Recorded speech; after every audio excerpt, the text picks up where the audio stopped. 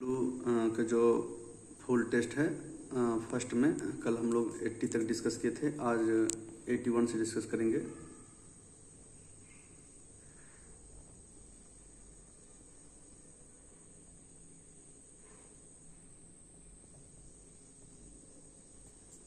ठीक है, तो कल हम डिस्कस किए थे कि 2011 की जनगणना के अनुसार भारत की कुल जनसंख्या बिहार की जनसंख्या का कितना प्रतिशत है। टोटल 8.60% है। ठीक है, और 81 में देखते हैं कि ISFR यह क्या है। ISFR क्या है? अधिसूचित वन क्षेत्र है। ठीक है, तो इसमें कह रहा है कि क्वेश्चन क्या कह रहा है कि ISFR 2023 के अनुसार बिहार में कुल अधिसूचित वन क्षेत्र कितना है। तो पहले हम समझते हैं कि ISFR है क्या। तो ISF जो R है वह क्या है कि अधिसूचित वन क्षेत्र कहते हैं, और अधिसूचित वन क्षेत्र वह भूमि होता है जो सरकारी रिकॉर्ड में वन भूमि के रूप में नॉमिनेटेड होते हैं, दर्ज होते हैं। वास्तविक रूप से उस पर वन है या नहीं उस पर कोई लेना देना नहीं है, बट वह सरकारी रिकॉर्ड में वन भूमि के लिए दर्ज होना चाहिए। ठीक है, तो अधिसूचित वन क्षेत्र हमेशा वास्तविक जो ग्रीन कवरिंग एरिया रहता है उसके बराबर नहीं होता है। हाँ, अगर सरकार प्रयास करे तो उस पर वन आच्छादित करके कर सकती है। तो टोटल जो अधिसूचित वन क्षेत्र है वह 6764.14 वर्ग किलोमीटर एरिया में विद्यमान है। ठीक है, नेक्स्ट है कि बिहार के किस प्रसिद्ध हस्ती जिन्हें बिहार कोकिला के नाम से जाना जाता है। तो डॉक्टर शारदा सिन्हा, और शारदा सिन्हा तो बिहार की कोकिला कहते ही हैं, या बिहार की बुलबुल। आमतौर पर उन्हें लोक गायिका भी कहते हैं, छठ गीत के लिए उनका प्रसिद्ध है। ठीक है, और उन्हें भारत का दूसरा सर्वोच्च सम्मान पद्म विभूषण भी मिला है संगीत के क्षेत्र में। और उनके साथ साथ क्या है 2025 में निर्मला देवी जो बिहार की सुजनी कढ़ाई की कलाकार हैं, उनको भी कला के क्षेत्र में पद्मश्री मिला है। ठीक है, 83 में क्या है कि पटना में आयोजित इंटरनेशनल बायर मतलब खरीदना और सेलर मतलब बेचना। तो इंटरनेशनल बायर सेलर जो समिट था वह बिहार के कृषि खाद्य उत्पाद को वैश्विक बाजार में बढ़ावा देने के उद्देश्य से मीटिंग हुई थी, जिसमें कि निर्यात क्षमता के बढ़ाने के उद्देश्य से तो मिथिला मखाना जिसको 2022 में GI टैग मिला है, और GI का मतलब होता है ग्लोबल इंडिकेशन टैग जो IMF द्वारा जारी करती है। ठीक है, और यह किसी भी जो स्थानीय या क्षेत्रीय जो प्रोडक्ट्स होते हैं उनको अंतर्राष्ट्रीय मान्यता प्राप्त हो, उसमें कोई धोखाधड़ी चिटिंगबाजी ना हो। ठीक है, तो फर्स्ट टाइम जो GI का जो आया था परिकल्पना वो 1999 में आया है, 1999 में। और भारत में सबसे पहला जो प्रोडक्ट का GI टैग मिला है वह दार्जिलिंग टी है जो 2004 में मिला है। ठीक है, बाकी जो है भागलपुरी जर्दालू आम, मधुबनी पेंटिंग, मिथिला मखाना, मगही पान, ये सब को बिहार का GI टैग मिल चुका है। ठीक है, नेक्स्ट है बिहार सरकार ने 2025 में किस योजना के तहत नीरा उत्पादन निकालने को बढ़ावा देने की पहल शुरू की है। अब नीरा का मतलब क्या होता है। तो नीरा का मतलब होता है जो पासी समुदाय ताड़ के वृक्ष से जो ताड़ी का रस निकालते हैं वह नीरा कहलाते हैं। तो बिहार सरकार इसको उत्पादन के लिए क्यों बढ़ावा दिए हैं, क्योंकि बिहार में जो आर्टिकल 47 के तहत क्या है कि अल्कोहलिक बैन है। तो अल्कोहलिक बैन होने से क्या है कि लोग में स्थिति गंभीर हो रही है। तो नीरा क्या है, नीरा तो एक क्या है कि यह स्वास्थ्य लाभकारी होता है, जिसमें कैल्शियम, आयरन, पोटेशियम भी होती है जो ताड़ी का रस होते हैं, और यह प्राकृतिक प्रोबायोटिक के रूप में कार्य करता है। तो सरकार ने स्कीम निकाला है कि जो भी ताड़ी निकालने वाले पासी समुदाय हैं, ठीक है, उनको 8 रुपया प्रति लीटर के दर से उसको डायरेक्ट बेनिफिट ट्रांसफर के माध्यम से उनके अकाउंट में दिया जाएगा। पर लीटर 8 रुपीज़, और जो ताड़ वृक्ष के मालिक हैं उनको प्रति लीटर 3 रुपया दिया जाएगा, लेकिन कंडीशन है कि अधिकतम 10 पेड़ के लिए। अभी देखिए क्या है 85 क्या है, special economic zone SEZ। SEZ क्या होते हैं कि SEZ जो होता है वह क्षेत्र होते हैं जहां व्यापार, सीमा शुल्क हो, टैक्स हो, उसमें जो लॉ एंड रेगुलेशन होते हैं थोड़ा ढील दी जाती है, ताकि जो इन्वेस्टर्स हो, निवेशक हो, वो आकर्षित हो सके। आकर्षित जब होंगे तो क्या होंगे कि इन्वेस्टमेंट बढ़ेंगे, रोजगार के अवसर भी बढ़ाए जाएंगे और वहाँ के जो क्षेत्र हैं उनका उत्थान भी हो सकेगा। ठीक है, तो SEZ जो निवेशक हैं उसको व्यवसाय करने में आसानी हो और उन्हें जो वित्तीय है रियायत दी जाए, सब्सिडी दी जाए। तो भारत में जो SEZ special economic zone act जो आया था 2005 में, ठीक है, और 2006 से लागू है। तो बिहार में SEZ कहाँ कहाँ लागू किए गए हैं? नवानगर और कुमारबाग में। नवानगर बक्सर जिला में है और कुमारबाग पश्चिमी चंपारण में, वेस्टर्न चंपारण में, जिसका उद्देश्य है कि औद्योगिक विकास और रोजगार सृजन को बढ़ावा देना। ठीक है, नेक्स्ट आते हैं 86 में। 86 में क्या है कि बिहार को डिजिटल इनोवेशन के लिए गवर्नमेंट डिजिटेक अवार्ड 2025 में कौन सा पुरस्कार मिला है? तो बिहार एक फर्स्ट स्टेट है जिसमें स्मार्ट प्रीपेड मीटरिंग जो इलेक्ट्रिसिटी डिपार्टमेंट से रिलेटेड है, ठीक है, वह करने में अव्वल रहे हैं। और बिहार कृषि के क्षेत्र में बहुत ही उनकी जो सरकारी योजना थी, मौसम की जानकारी, फसल के बाजार मूल्य, अन्य कृषि संबंधी जो सेवा थे, उनके रेस्पेक्ट में गवर्नमेंट ऑफ इंडिया ने गवर्नमेंट डिजिटल अवार्ड से सम्मानित किया है। ठीक है, तो उसमें बिहार कृषि ऐप और स्मार्ट प्रीपेड मीटरिंग के लिए गोल्ड मेडल मिला है इनको। नेक्स्ट है, और यह कहीं ना कहीं बिहार का जो डिजिटल गवर्नेंस है उसकी दिशा में जो कदम बढ़ा रही है बिहार, उसको दिखाता है यह। ठीक है, नेक्स्ट है बिहार बजट 2025-26। चूंकि बिहार की जो 70 to 80% जनसंख्या कृषि पर निर्भर है और बिहार जो है 2011 का जो जनगणना था, सेंसस था, उसके अनुसार सबसे पिछड़ा शिक्षा के क्षेत्र में था। इसलिए बिहार सरकार शिक्षा में अधिक से अधिक धन को आवंटित किए हैं।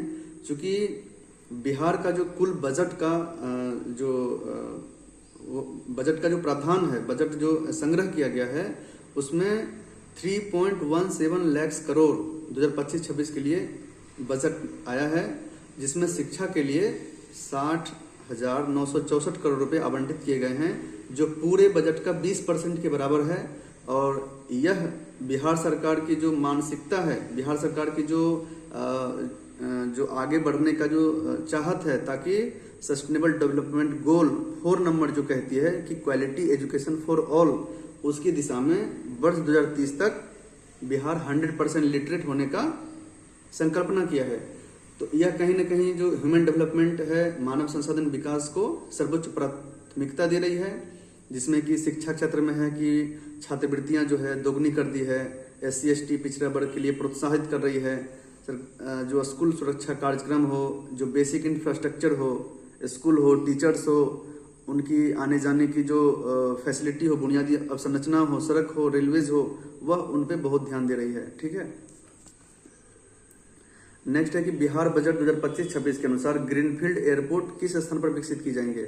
अब देखिए, यहाँ ग्रीनफील्ड है, ग्रीनफील्ड एयरपोर्ट होते हैं और एक ब्राउनफील्ड एयरपोर्ट होते हैं। ग्रीनफील्ड का मतलब होता है जो स्टार्टिंग से एंड तक बनाया जाता हो, जैसे लैंड का सर्वे हो, लैंड का रिक्विजिशन हो, ठीक है, जमीन अधिग्रहण हो, उसमें जो है फिर उसका बेसिक इंफ्रास्ट्रक्चर हो, एयरपोर्ट बनाए जाएं, फिर उसको क्या है कि प्रोजेक्ट को हैंडओवर किया जाए और परिचालन में फिर शुरू हो जाएंगे, तो वो ग्रीनफील्ड एयरपोर्ट हो और उसमें सस्टेनेबल डेवलपमेंट के हिसाब से उनकी कंस्ट्रक्शन की जाती है, पर्यावरण को ध्यान में रखते हुए। इसलिए इस एयरपोर्ट को ग्रीनफील्ड एयरपोर्ट कहते हैं। और एक होते हैं ब्राउनफील्ड एयरपोर्ट।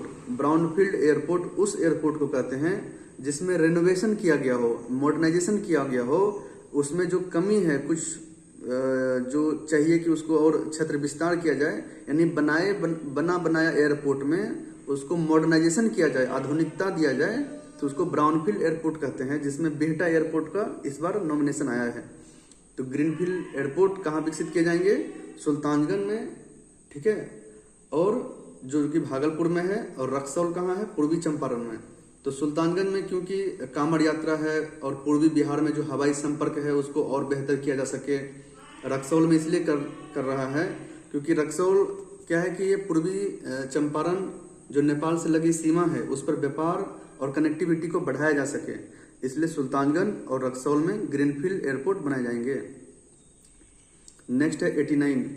कौन से बिहार से प्रकाशित हिंदी अखबार था? तो हिंदी अखबार कौन है? बिहार बंधु, और इसकी स्थापना केशवराम भट्ट ने किया था। ठीक है। और इसके जो इस अखबार के जो डायरेक्टर थे मदन मोहन भट्ट थे, और हसन अली इसके संपादक थे। और इनका क्या मेन थीम था? जो बिहार बंधु है उनका यह थीम था कि समाज को सुधार करना है, सामाजिक सुधार आंदोलन के माध्यम से इसको और बढ़ाना है। तो उसमें विधवा पुनर्विवाह का समर्थन किए, बाल विवाह का विरोध किए, महिला शिक्षा को प्रोत्साहित किए, महिला सशक्तिकरण के लिए आगे बढ़े, ग्रामीण अर्थतंत्र कैसे मजबूत हो उनके बारे में बताया गया है।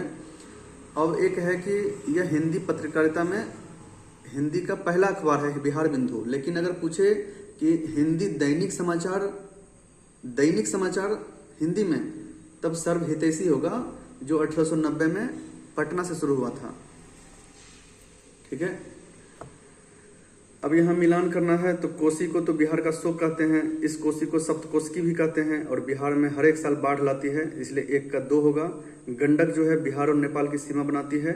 सोन नदी, सोन जो है जो मध्य प्रदेश के अमरकंटक हैं, अमरकंटक से उत्तरी दिशा में सोन नदी निकलती है, पश्चिमी दिशा में नर्मदा निकलती है, और अमरकंटक के पूर्वी दिशा से महानदी निकलती है। ठीक है। बागमती क्या है? मुजफ्फर जिला में बाढ़ लाती है, तो इसका आंसर ए हो जाएगा। अब है कि कर्नाट वंश। तो कर्नाट वंश क्या है कि कर्नाट वंश की जो स्थापना हुई थी वो 11वीं शताब्दी के अंत में हुई थी, यानी 1097 से 1147 तक। जो कर्नाट वंश के संस्थापक नान्यदेव थे, उनका शासनकाल 1097 से 1147 तक था, और उन्होंने मिथिला और उत्तर बिहार में कर्नाट वंश की स्थापना करी थी। और इनका जो है पाल वंश के पतन के बाद ही मिथिला में शक्ति का केंद्र स्थापित हुआ, और यह जो थे संस्कृत और मैथिली के संरक्षक भी रहे थे। ठीक है। तो ये पहला ऑप्शन सही है। हरि सिंह देव कर्नाट वंश के संस्थापक थे? नहीं, यह नान्यदेव थे। राम सिंह देव कर्नाट वंश के सबसे प्रसिद्ध शासक थे? ये बिल्कुल गलत है, क्योंकि सबसे प्रसिद्ध शासक हरि सिंह देव थे, जिनका कार्यकाल 1295 से 1324 ईस्वी तक है। और उन्होंने मतलब कर्नाट वंश में बहुत ही योगदान दिया है। उनके काल में कर्नाट युग का स्वर्णकाल कहा जाता है, क्योंकि उन्होंने कई अभिलेख ताम्रपत्र जारी किए, मैथिली संस्कृति, साहित्य, मिथिला चित्रकला का संरक्षण किए, और बाहरी आक्रमण से रक्षा भी किए थे। और उनकी राजधानी कहाँ थे? सिमरौनगढ़, वर्तमान में बिहार के सीतामढ़ी जिला में अवस्थित है। तो इसका इस तरह से इसका आंसर क्या होगा? केवल 1 और 4। बराबर की गुफा जो जहानाबाद में है, जिसमें अशोक ने विश्व सुदामा, कर्ण चौपार सुदामा, ठीक है, ये सब विश्व झोपड़ी, ये जो 4 बनाए थे, तो जहानाबाद में है। और नागार्जुन गुफा में उनके पौत्र दशरथ ने करवाए थे 3 गुफा का निर्माण। तो इसका क्या होगा? बराबर की जो गुफा है जहानाबाद में। अब आते हैं 93। एक अच्छा क्वेश्चन है। इसमें क्या है कि बिहार को डीपली समझने से यह क्वेश्चन बन सकता है। अब कह रहा है कि बिहार की भौगोलिक संरचना। अब भौगोलिक संरचना ऐसी है कि बिहार एक लैंडलॉक स्टेट है। बिहार के जो उत्तर में 7 जिला, तराई क्षेत्र नेपाल से बॉर्डर टच करती है, और पश्चिम दिशा में उत्तर प्रदेश से 8 जिला, दक्षिण में झारखंड से 8 जिला, और पश्चिम बंगाल से 3 जिला लगते हैं, कटिहार, पूर्णिया, किशनगंज। ठीक है। तो इसमें क्या है कि बिहार के उत्तरी मैदान को मध्य गंगा का मैदान कहते हैं, मिडिल गंगेटिक प्लेन्स। ठीक है, जो कि यहाँ दक्कन का पठार जो गलत दिया है। छोटा नागपुर पठार जो कि बिहार के दक्षिणवर्ती और झारखंड से टच करती है, तो छोटा नागपुर पठार बिहार के दक्षिण और दक्षिणी पश्चिमी भागों को आच्छादित करती है। ठीक है। तो यह क्या है? बिल्कुल सही है। कैमूर की पहाड़ी जो बिंद श्रृंखला है ना, जो भारत को उत्तर भारत से दक्षिण भारत से अलग करती है, वह बिंद श्रृंखला का जो पूर्वी विस्तार है वह कहीं न कहीं कैमूर पहाड़ी तक टच करती है, और यहीं से सोन, पुनपुन, किउल जैसी महत्वपूर्ण नदियां निकलती है। ठीक है। और इसमें मुख्यतः बलुआ पत्थर और चूना पत्थर से यह बनी रहती है। नेक्स्ट है कि शिवालिक पहाड़ी बिहार के दक्षिण में पाई जाती है। गलत। शिवालिक पहाड़ी बिहार के उत्तरी पश्चिमी नॉर्थ वेस्टर्न क्षेत्र यानी पश्चिमी चंपारण जिला से टच करती है, नेपाल के पास। तो इसका आंसर क्या होगा? 2 और 3 सिर्फ। सामा चकेबा, ये सामा चकेबा क्या है? तो सामा चकेबा मिथिला क्षेत्र का एक प्रमुख लोक त्योहार है जो कार्तिक मास में मनाए जाते हैं। ठीक है, और यह सामा चकेबा कहीं ना कहीं भाई बहन का प्रेम हो और प्रवासी पक्षी के आगमन का प्रतीक होता है। ठीक है ना। सामा और चकेबा जो एक्चुअली नाम पड़ा है ना, यह पक्षी की मिट्टी की मूर्ति बनाती है और उनके आगमन की खुशी में इस त्योहार को मनाया जाता है। यह सामाजिक एकता, प्रेम, प्रकृति के बीच जो श्रद्धा है उनका व्यक्तित्व किया जाता है और मिथिला की सांस्कृतिक पहचान का एक हिस्सा भी रहा है यह सामा चकेबा। ठीक है। बिहार ने पहली बार किस फाइनेंशियल ईयर में अपना जेंडर बजट पेश किया है? अब देखिए कि जब बजट नॉर्मल लागू हो ही रहा है तो जेंडर बजट लाने का क्या उद्देश्य था? तो जेंडर बजट तो चूंकि पहले 2008-9 में लाया गया है। ठीक है, और इसका लाने का उद्देश्य यही था कि महिलाओं को आर्थिक रूप से सशक्त किया जाए, जिसमें कि शिक्षा में छात्रवृत्ति, स्कूल ड्रेस, पोषण, उसके बाद उनका जो पोशाक है उस कार्यक्रम को चलाया जा रहा है। स्वास्थ्य पोषण में मातृत्व देखभाल है। ठीक है, उसका जो मातृत्व मृत्यु दर है उसको कम करना, पोषण योजनाएं हैं। सेल्फ हेल्प ग्रुप यानी आजीविका और दीदी के माध्यम से क्या कर रहे हैं, उनकी उत्थान के लिए प्रयास किया जा रहा है। सुरक्षा और सामाजिक कल्याण में पारदर्शिता और जवाबदेही बढ़ाई जाए, इसलिए जेंडर बजट को पेश किया गया 2008-9 से। बिहार को एक पृथक प्रशासनिक इकाई के रूप में गठित किए जाने के संबंध में विचार करें। ठीक है, तो इसमें क्या है कि बिहार 20वीं सदी की शुरुआत तक बंगाल प्रेसिडेंसी का हिस्सा था। बिल्कुल सही, क्योंकि 1912 में जो है बिहार और उड़ीसा झारखंड सहित बंगाल से अलग किया गया था। बिहार उड़ीसा को 1912 में बंगाल से अलग करके एक नया प्रांत बनाया गया था। बिल्कुल सही है। और है बिहार को 1936 यानी 1 अप्रैल 1936 को उड़ीसा से अलग हुआ, इसलिए उत्कल दिवस 1 अप्रैल को मनाते हैं, इसलिए तीनों सही है। 1936 में बिहार और उड़ीसा के विभाजन के पश्चात स्वतंत्र बिहार के प्रथम राज्यपाल कौन थे? तो सर जेम्स डेविड शिफ्टन थे। ठीक है, अब देखिए क्या है कि यह बिहार का औद्योगिक स्थिति को बताता है कि पेट्रोलियम परिष्करण और रिफाइनरी, बरौनी रिफाइनरी कहाँ है? तो बरौनी रिफाइनरी बरौनी में है, जो इंडियन ऑयल कॉरपोरेशन उनका निगम है और स्थापना 1964 में। ठीक है। दूसरा है कि रेल कोच निर्माण, रेल कोच उद्योग कहाँ है? मोकामा पटना में, और वहाँ कोच का मरम्मत किया जाता है। कागज उद्योग कहाँ है? तो कागज उद्योग प्रमुख जो इकाई है कागज उद्योग का अशोक पेपर मिल दरभंगा जिला में है। ठीक है, तो इसका दरभंगा होगा। सीमेंट उद्योग कहाँ है? तो डालमिया सीमेंट फैक्ट्री डालमिया नगर रोहतास जिला में है। ये सारे जो है बिहार के औद्योगिक क्षेत्र को संबंध बताते हैं। बिहार पंचायती राज अधिनियम अनुसार पंचायती राज संस्थाओं में महिलाओं का कितना प्रतिशत आरक्षित है? तो बिहार जो पंचायती राज अधिनियम 2006 आया था, सबसे पहला बिहार ऐसा स्टेट है जिसमें 50% रिजर्वेशन दिया गया। तो इसका आंसर क्या होगा? 50%। और पंचायती राज अधिनियम कब आया? 24 अप्रैल 1993 को लागू किया गया था, 24 अप्रैल 1993 को। लेकिन जो एक्ट आए थे वह 73वां संविधान संशोधन 1992 को आए थे। ठीक है, जिसमें कि कहा गया था कि कम से कम 1/3 सीट 33% सीट रिजर्व होना चाहिए। बट बिहार जो है 2006 में बिहार पंचायती राज अधिनियम लाया जिसमें महिलाओं को 50% रिजर्वेशन दिया। नेक्स्ट है कि बिहार का देशांतरीय विस्तार, तो देशांतरीय है 83 डिग्री 19 मिनट से 88 डिग्री 17 मिनट तक। और यह जो 5 डिग्री देशांतर का फैलाव है, इसमें कहीं ना कहीं अलग अलग हिस्से में प्रकाश की अवधि हो, मौसम में हल्का थोड़ा अंतर देखा जाता है। बिहार में चाय की खेती कहाँ मिलेंगे? तो जहाँ ढलान क्षेत्र हो और जहाँ अनुकूलित वातावरण हो, तो वहाँ पे दार्जिलिंग से टच करती है, जलपाईगुड़ी जो है वहाँ से टच करता है, तो किशनगंज प्रमुख क्षेत्र पड़ते हैं। बिहार के चुआर और दियारा क्षेत्र के संबंध में बताना है। तो चुआर क्षेत्र किसको बोलते हैं? जो दक्षिणी पश्चिमी में स्थित है, यानी जो रोहतास कैमूर जिला है वह सब चुआर क्षेत्र में आते हैं। और उसमें लेटराइट मिट्टी, पथरीली भूमि का वर्चस्व होता है। ठीक है, तो चुआर क्षेत्र कैमूर पठार में स्थित है, इसलिए देखिए इसका आंसर क्या है? 1 और 3 है। 1 नंबर तो बिल्कुल सही है। दियारा क्षेत्र किसको बोलते हैं? कि जिसमें नदी का निचला मैदान हो, जैसे गंगा, गंडक, जो नवीन जलोढ़ मिट्टी का परत बैठता जाता हो, और ठीक है ना, तो वो सब क्या है, दियारा क्षेत्र कहलाते हैं। दियारा क्षेत्र गंगा जैसे नवीन जलोढ़ मिट्टी से बना होता है, ये बिल्कुल सही है। तो 1 और 3। बिहार में किस जिले में अबरख का प्रमुख उत्पादन होता है? तो इसमें नवादा जिला है, गया है, जमुई है। इसमें बिहार में अबरख के प्रमुख भंडार क्षेत्र हैं। ठीक है। और ये जो रोहतास है, औरंगाबाद है, ये सब क्षेत्र में क्या होते हैं, इसमें अधिकतर जैसे चूना पत्थर हो गया, ये सब मिलते हैं। ठीक है। 104 में क्या है, स्वतंत्रता के बाद बिहार में जमींदारी प्रथा को किसने उन्मूलित किया था?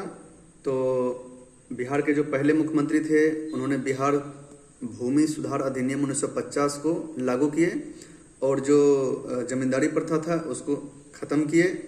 ठीक है। और अनुग्रह नारायण सिन्हा जो थे ना, उनके कार्यकाल में उप मुख्यमंत्री थे जो आर्थिक सुधार का समर्थन किए थे। ठीक है। नेक्स्ट है कि बिहार आर्थिक सर्वेक्षण 2024-25 के अनुसार फसल सघनता में कौन आगे आए हैं? तो फसल सघनता किसको बोलते हैं कि यह बोलते हैं कि एक ही भूमि से प्रतिवर्ष कितनी बार फसल उगाई जा रही है। ठीक है। अगर एक भूमि से एक वर्ष में एक से ज़्यादा फसल उगाई जाए तो उसको फसल सघनता बोलते हैं। और कितने नंबर फसल उगाए गए हैं वो भी उसी श्रेणी में आते हैं। तो जो फसल सघनता को मेजर कैसे करते हैं, तो सकल बोया गया क्षेत्रफल डिवाइड बाय शुद्ध बोया गया क्षेत्रफल। इसमें सुपौल जिला का 1.82 आया था। ठीक है। जो औसतन 2 फसल के बराबर है।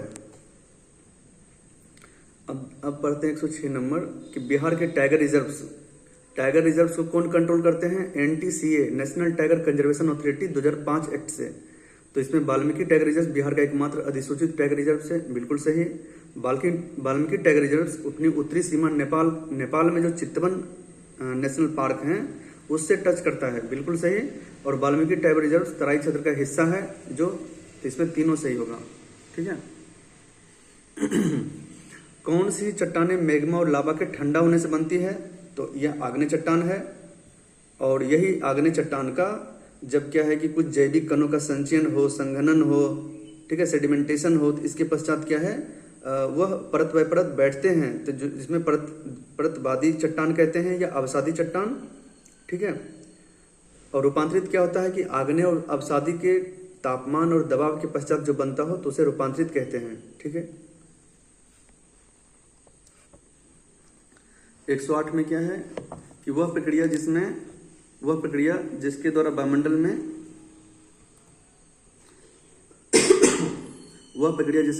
में जल जो है ना कंडेंसेशन होकर के बादलों का निर्माण करती है, वह संघनन कहलाती है। ठीक है। वाष्पीकरण किसको बोलते हैं कि जो जल है, लिक्विड है, उष्मा प्राप्त करके वो गैस में बदल जाए तो उसको वाष्पीकरण कहते हैं। और ध्रुवपातन क्या है? सब्लिमेशन, डायरेक्ट ठोस से गैस में बदल जाए, जैसे कपूर है, नफ्थलीन है। 109 नंबर में क्या है, कौन से स्थलरूप हिमनद का निक्षेपण, जो बर्फ है उनको टूटने से, जो जमा होने से जो बनते हैं उसको हिमोड बोलते हैं। ठीक है। और सर्क क्या होते हैं? तो सर्क जो है ना एक गहरी खाई होती है, सर्क के रूप में कहा जाता है कि गहरा गड्ढा होता है जो पर्वत में हिमनद की अपक्षय क्रिया से बनता है वो। ठीक है। वायुमंडल परत में पृथ्वी से जो नजदीक है उसे क्षोभ मंडल कहते हैं। और सारी मौसमी घटनाएं क्षोभ मंडल में होती है। और इनकी ऊंचाई जो है 8 से 15 किलोमीटर कहे जाते हैं।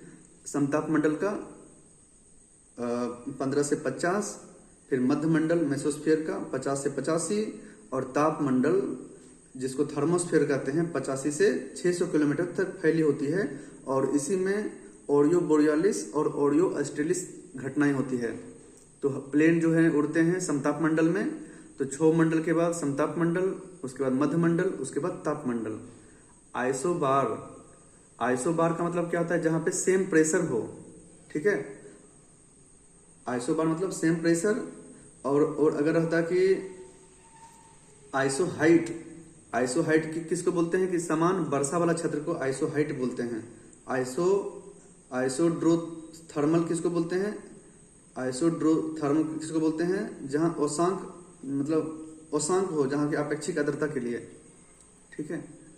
नेक्स्ट है, कौन सी पर्वत श्रृंखला भारत के प्रायद्वीपीय पठार का भाग है? तो अरावली है। और अरावली के बारे में कहा जाता है कि यह प्राचीनतम बलित यानी फोल्डेड माउंटेन है और यह प्रायद्वीपीय पठार का भाग भी है। लेकिन जो हिमालय है, कोराकोरम है, पीर पंजाल, यह क्या है? उत्तरी पर्वतीय प्रणाली का हिस्सा है। ठीक है। भारत में मैग्नीज अयस्क का सबसे बड़ा उत्पादक राज्य, यह बहुत ही इंपॉर्टेंट है, कंफ्यूजिंग क्वेश्चन रहता है। यह मध्य प्रदेश में है। ठीक है, मध्य प्रदेश में मैग्नीज का सबसे बड़ा उत्पादक राज्य है। अब मध्य प्रदेश में कहाँ है? तो उसमें बालाघाट, छिंदवाड़ा, झाबुआ जैसा जो जिला है उसमें प्रमुख उत्पादक क्षेत्र हैं। 114 में क्या है कि कौन सी नदी अरब सागर में गिरती है? तो नर्मदा है, ताप्ती है। जबकि और नर्मदा ताप्ती जब अरब सागर में गिरती है तो एस्चुरी का निर्माण करती है। जबकि गोदावरी त्र्यंबकेश्वर पहाड़ी से निकलती है, महानदी अमरकंटक की पहाड़ी से, और ब्रह्मपुत्र तो पता है कि ब्रह्मपुत्र निकलती है तिब्बत के जो सांगपुर जो जगह है वहां से निकलती है, और अरुणाचल प्रदेश के माध्यम से एंटर करते हुए बंगाल की खाड़ी में गिरती है। ठीक है, तो यह तीनों क्या है? पूर्वी नदी है, बंगाल की खाड़ी में गिरती है जो डेल्टा बनाती है, जबकि ताप्ती एस्चुरी बनाती है। भारत में कौन सी फसल भारत के काली मिट्टी वाले क्षेत्रों में उगाई जाती है? तो कपास है। कपास को रेगुर मिट्टी, कपास जो है रेगुर मिट्टी में उगाए जाते हैं। ठीक है, कपास, ये जो काली मिट्टी है इनको रेगुर मिट्टी, ठीक है, और इनमें क्या है ना कि जो मॉइस्चर होता है वो बरकरार रहने की क्षमता होती है। इसमें कुछ क्ले होते हैं, आयरन होते हैं, चूना होते हैं, मैग्नीशियम से भरपूर होते हैं, जो कपास के लिए उत्कृष्ट क्षमता मतलब प्रोवाइड कराती है। कपास को सफेद सोना भी बोलते हैं। पश्चिमी घाट, वेस्टर्न घाट में किस प्रकार के वन पाए जाते हैं? तो चूंकि वेस्टर्न घाट क्या है, उसमें अधिकतम वर्षा होती रहती है, उष्ण जलवायु भी है, इसलिए यहाँ पे सदाबहार वन पाए जाते हैं और हमेशा हरे भरे वनस्पति से युक्त रहते हैं। अब जानते हैं कि पश्चिमी घाट एक यूनेस्को वर्ल्ड हेरिटेज साइट में भी लिस्टेड है। ठीक है ना, और यह एक बायोलॉजिकल हॉटस्पॉट भी है, क्योंकि भारत में 4 बायोलॉजिकल हॉटस्पॉट है जिसमें पश्चिमी घाट भी एक आते हैं उसमें। ठीक है, नेक्स्ट है निम्नलिखित महाद्वीपों में कौन सा भूमि स्थल क्षेत्रफल के अनुसार सबसे छोटा जिला है? तो अगर हम देखते हैं कि इंटरकॉन्टिनेंट जो है उसमें देखते हैं एशिया है सबसे बड़ा, एशिया, अफ्रीका, उत्तरी अमेरिका, दक्षिणी अमेरिका, अंटार्कटिका, यूरोप, ऑस्ट्रेलिया। तो ऑस्ट्रेलिया सबसे छोटा है जिसके पास सिर्फ 7.7 मिलियन वर्ग किलोमीटर क्षेत्रफल है। ठीक है, राइन नदी कहाँ बहती है? तो राइन नदी जो आल्प्स से निकलती है और जर्मनी सहित उत्तरी सागर में जाकर के गिरती है, जिसमें स्विट्जरलैंड, लिechtenstein, ऑस्ट्रिया, जर्मनी, फ्रांस, नीदरलैंड। ठीक है, एक अच्छा क्वेश्चन है ये कि स्विट्जरलैंड, लिechtenstein, ऑस्ट्रिया, जर्मनी, फ्रांस और नीदरलैंड यहाँ से होकर के वो उत्तरी सागर में जाकर गिर जाती है। विश्व मानचित्र पर जो प्राइम मेरिडियन लाइन है, भूमध्य रेखा, इक्वेटोरियल और प्राइम मेरिडियन लाइन दोनों कहाँ कट करते हैं? तो गिनी की खाड़ी में कट करते हैं, जहाँ पे कोई भी लैंडमास नहीं है। ठीक है, 120 देखते हैं। 120 में क्या है कि कौन सा घास का मैदान दक्षिण अमेरिका में स्थित है? तो क्या है? पंपास। पंपास कहाँ है? तो पंपास कहा जाता है दक्षिणी अमेरिका में जो अर्जेंटीना, उरुग्वे है वहाँ पे पंपास घास के मैदान पाए जाते हैं। बेल्ट, ये जो बेल्ट है, बेल्ट कहाँ होंगे? तो साउथ अफ्रीका, जिम्बाब्वे, बोत्सवाना, जहाँ पे समशीतोष्ण घास के मैदान हैं। ठीक है, वो बेल्ट हैं। प्रेरी कहाँ है? उत्तरी अमेरिका में। ठीक है ना, और जो स्टेपीज है, स्टेपीज कहाँ जाता? स्टेपीज जो घास के मैदान है, यह जो मध्य एशिया है, यूरेशियन स्टेप, वहाँ पे पाए जाते हैं। ठीक है, कौन सा रिन्यूएबल एनर्जी का सोर्स है? तो सौर ऊर्जा है।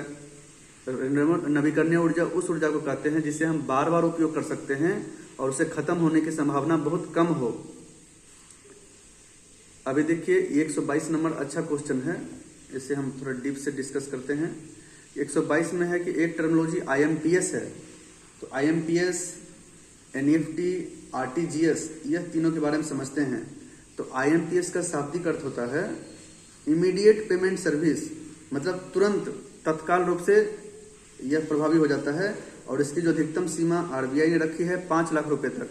ठीक है, तो इमीडिएट पेमेंट जो सर्विस है इसमें मैक्सिमम सीमा कितनी है? 5 लाख रुपए, और यह जो है मोबाइल इंटरनेट से त्वरित पेमेंट ट्रांसफर होती है, और इनका जो नियंत्रक बॉडी है जो इसको कंट्रोल करती है वह national payment corporation of India है, NPCI, national payment corporation of India.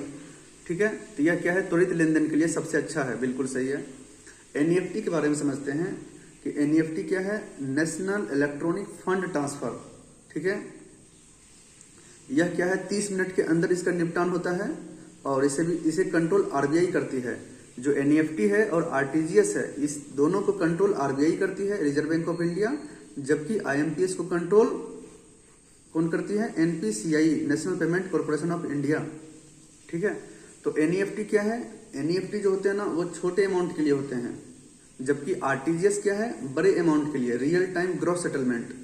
ठीक है, तो रियल टाइम ग्रॉस सेटलमेंट, अभी देखिए आईएमपीएस क्या है, तुरंत निपटान होता है और इसकी न्यूनतम सीमा जो है 5 लाख रुपए है।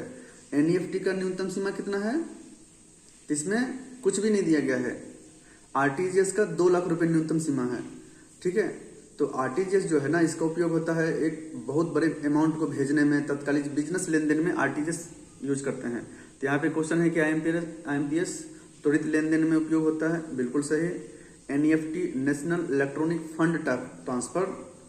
ठीक है, तो इसमें क्या है, कोई इसकी न्यूनतम सीमा नहीं है और कम से मध्यम मूल्य के निर्धारित लेन देन के लिए, और आरटीजीएस क्या है, उच्च मूल्य के तत्कालिक लेन देन के लिए, बिजनेस पर्पज से, इसलिए ये सही है। अर्थव्यवस्था में, अभी देखिए अर्थव्यवस्था में लिक्विडिटी ट्रैप। अभी क्या है कि लिक्विडिटी ट्रैप क्या है, तो लिक्विडिटी ट्रैप उस स्थिति को कहते हैं जिसमें लोग क्या है ना कि एक इंटरेस्ट कम होने के बावजूद भी लोग क्या है ना बचत करते हैं, कैश पेमेंट को खुद अपने पास रखते हैं। ठीक है, तो यह स्थिति कब आती है, जब इंसान को लगता है कि मंदी आ गया है, रिसेशन आ गया, या मुद्रास्फीति नकारात्मक यानी डिफ्लेशन आ गया हो, तो उस स्थिति में लोग कैश रखते हैं। ठीक है, अर्थव्यवस्था में उसका विश्वास कम हो जाता है, लगता है कि कीमत और कम ज्यादा हो सकती है, गिरावट हो सकती है, इसलिए पैसा खर्च करने के बजाय वो रोक करके रखते हैं। लेकिन इसका अर्थव्यवस्था पे क्या नकारात्मक प्रभाव पड़ता है कि डिमांड में जो मांग का जो डिमांड है दबाव में रहता है, वो आर्थिक वृद्धि जो है, इकोनॉमिक जो डेवलपमेंट होना चाहिए वो रुक जाता है। ठीक है ना, और गंभीर आर्थिक संकट को बताता है। तो इसका आंसर सी होगा। 124 में क्या है कि भारतीय रिजर्व बैंक द्वारा ईबीएलआर क्या है, एक्सटर्नल बेंचमार्क लेंडिंग रेट।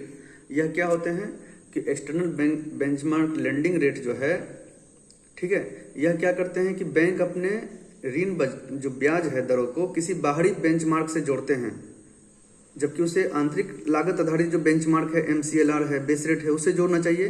तो जब बाहरी बेंचमार्क से जोड़ते हैं, इसलिए इसका नाम है ईबीएलआर, एक्सटर्नल। ठीक है, तो आरबीआई का जो अनुमोदित कुछ प्रमुख बाहरी बेंचमार्क है, जिसमें आरबीआई रेपो रेट करती है, 91 दिन का ट्रेजरी बिल जारी करती है, 182 दिन का ट्रेजरी बिल, तो ये सब क्या किस में आते हैं, ईबीएलआर के अंतर्गत आते हैं, जिसमें रेपो रेट प्रमुख है। अब देखिए कि नॉन परफॉर्मिंग एसेट्स किसको बोलते हैं, कि जब कोई भी आरबीआई जब कमर्शियल बैंक को लोन देती है, जब कोई भी बैंक को 90 दिन के, ठीक है, 90 दिन से अधिक समय तक बकाया जो राशि है, चाहे ब्याज हो मूलधन हो, नहीं चुकाया जाता है, तो उसको एनपीए घोषित कर देती है, नॉन परफॉर्मिंग एसेट्स।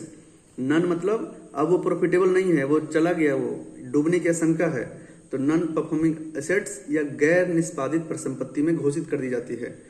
ठीक है, तो इससे क्या होता है कि नॉन परफॉर्मिंग एसेट्स होने से क्या है कि बैंक जो पैसा दी है, लोन दिया है, उसे रिकवरी करना बहुत मुश्किल हो जाता है। ठीक है, इससे क्या है, उसकी लिक्विडिटी पर नकारात्मक प्रभाव पड़ता है। और नॉन परफॉर्मिंग एसेट्स 3 तरह के होते हैं, सब स्टैंडर्ड, डाउनफुल एसेट्स और लॉस एसेट्स।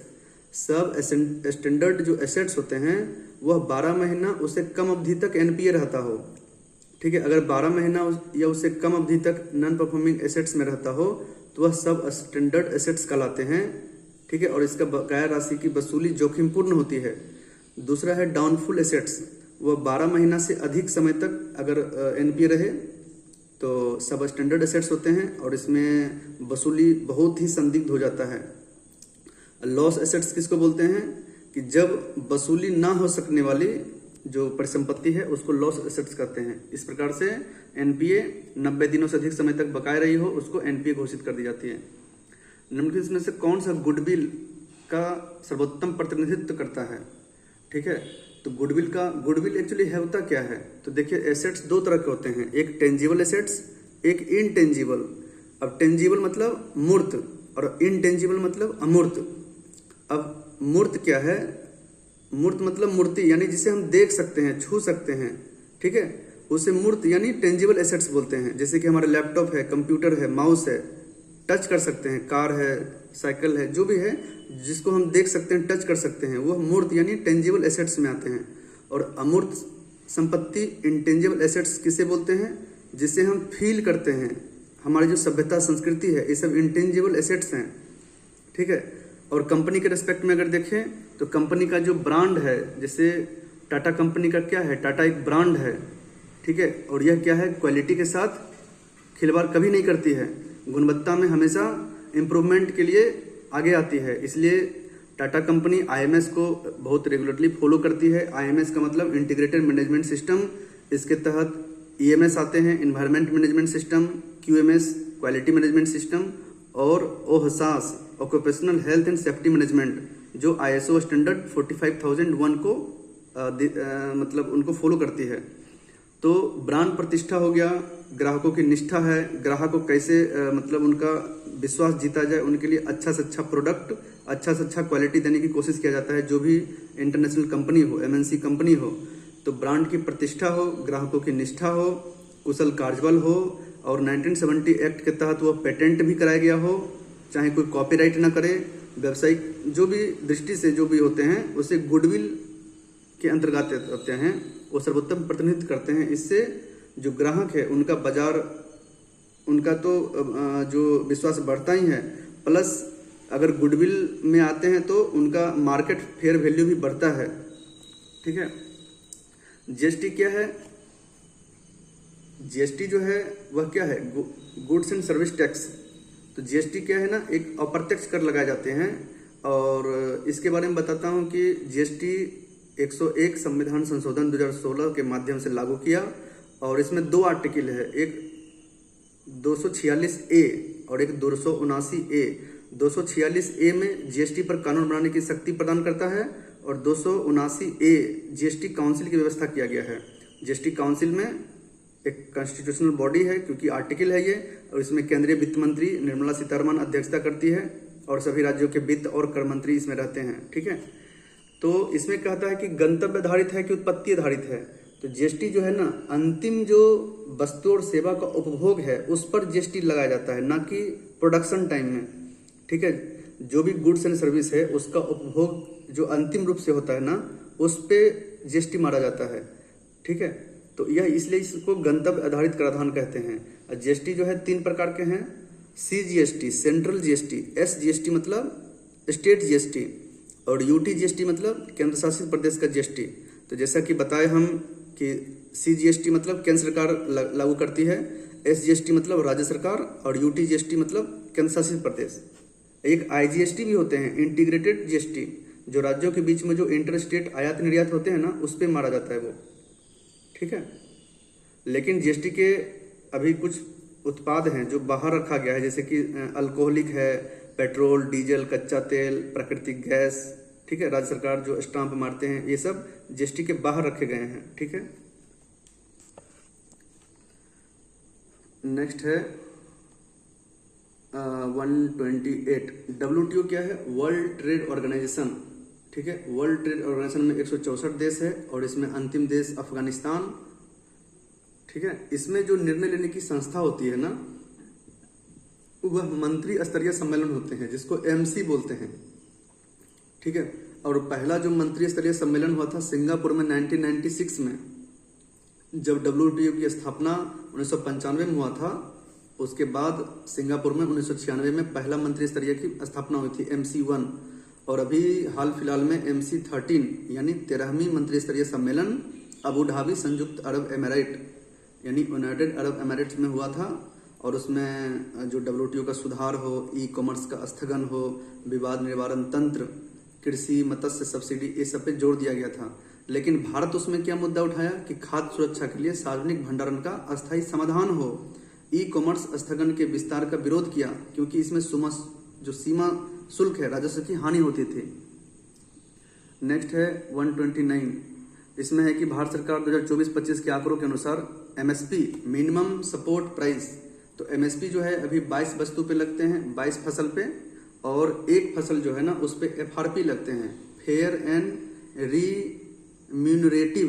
रीम्यूनरेटिव प्राइस, एफआरपी लगते हैं गन्ना पे। तो टोटल 23 फसलों को कवर करती है, ठीक है। और इसे जो है सीएसीपी की सिफारिश पे किया गया था, कृषि लागत और मूल्य आयोग, ठीक है, जिसमें कि एमएसपी जो लागू करती है 22 फसल और एक गन्ना एफआरपी पर, यानी 22 फसल पे एमएसपी लागू की जाती है और एक फसल जो गन्ना है उस पर एफआरपी लागू की जाती है। तो 22 से 23 हुआ। तो उस 22 फसल में 14 फसल खरीफ होती है, 6 फसल रबी होती है और 2 फसल कमर्शियल होती है, जिसमें कोपरा और कच्चा जूट है, रॉ जूट, ठीक है। नेक्स्ट है सर्कुलर इकोनॉमी। सर्कुलर इकोनॉमी चक्रीय अर्थव्यवस्था किसे कहते हैं? तो सर्कुलर इकोनॉमी में क्या होता है कि जो भी अपशिष्ट क्षेत्र हैं उसको समाप्त करके फिर से उसको रिसाइकल करना। जैसे कि मान लिया जाए